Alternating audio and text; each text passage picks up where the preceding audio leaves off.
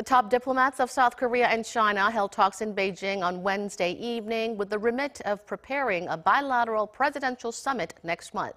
But with the recent THAAD agreement fresh in their minds, both sides were keen to emphasize their mutual roles to help repair relations.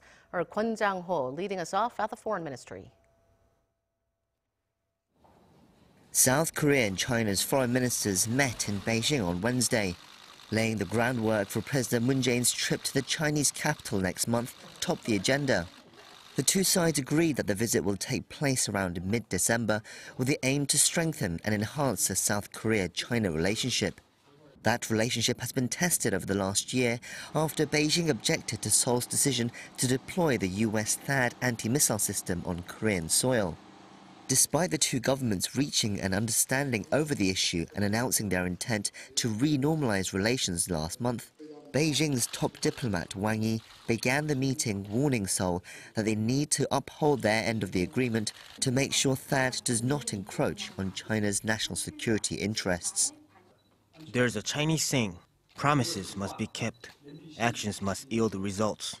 We hope the South Korean side will continue to appropriately handle this matter. Seoul's Foreign Minister Kwon Jang-ho in turn said she considered the agreement a valuable outcome and hoped that it would resolve difficulties for Korean business activities, referring to unofficial economic sanctions Beijing had imposed on Korea in retaliation to THAAD. We both realize that continued conflict is in neither of our interests, so we have reached this outcome. Talks also moved on to North Korea. According to Seoul's foreign ministry, Wang reaffirmed Beijing's intent to continue carrying out UN sanctions, but added that they will use their diplomatic efforts to help create the conditions for talks with the regime.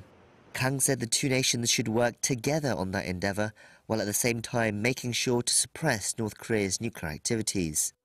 At a separate press briefing with the Korean press on Thursday morning, Kang said the two governments reaffirmed their stance to peacefully resolve North Korea's nuclear issue through dialogue and pledged continuing close cooperation on this matter.